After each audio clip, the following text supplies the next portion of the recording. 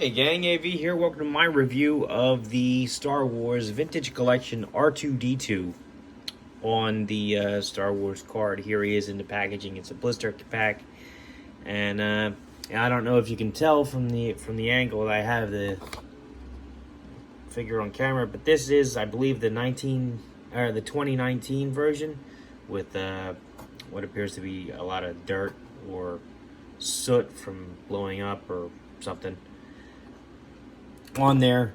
If I had to guess, I believe they were trying to go for the damaged R2-D2 look after the trench run, only because it is on a Star Wars original Star Wars card, and it doesn't say Empire Strikes Back or Return of the Jedi or anything like that that would indicate that he would, was dirty from like going around Dagobah or after he blew up at the Endor bunker. That's the only instance I can remember in the original Star Wars where he may have looked like that. He was a little dirty when he was on Tatooine, but still. So anyway, that's enough about that.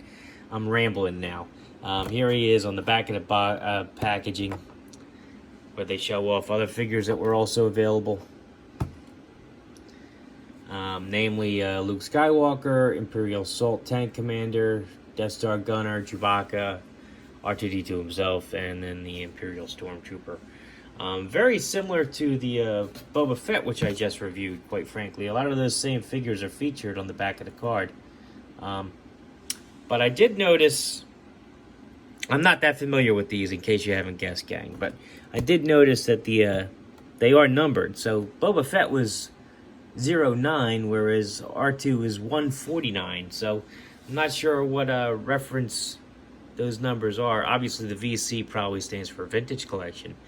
But this is a later released figure, and yet it has an earlier number. So I'm not quite sure how to make sense of that, quite frankly. If you know, put it in the comments section. Educate me as well as everybody else watching. I would appreciate that. So anyway,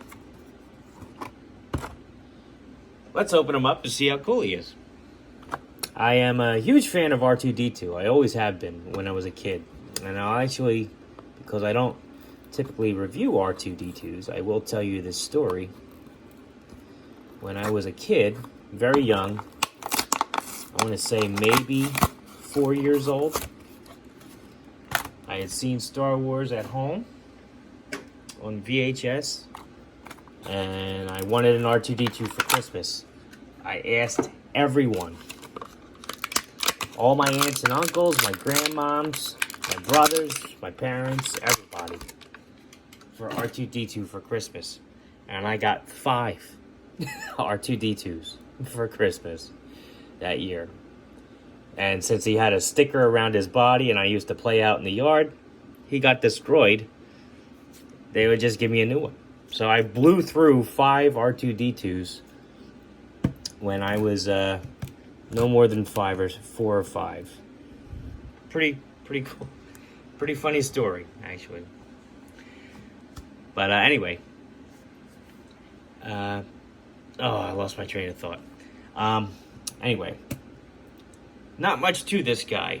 It doesn't appear as though he's got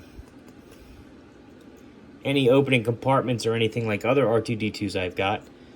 He does have a rotating dome. It does not click. It does not appear as though he's got any sensor scopes or anything else going on up top. No light up feature like other R2-D2s I've had. His legs do go 360 degrees. He does pivot at the ankle. He does have working wheels on all 3 legs. The center leg does feel like a separate piece. Let's see if yep, it is removable too. Okay.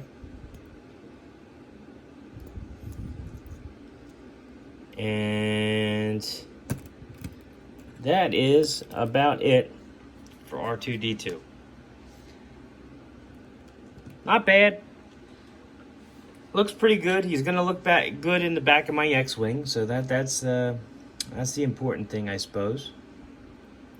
Not much else to say about him. Let's do some size comparisons. Here he is next to a vintage G.I. Joe figure.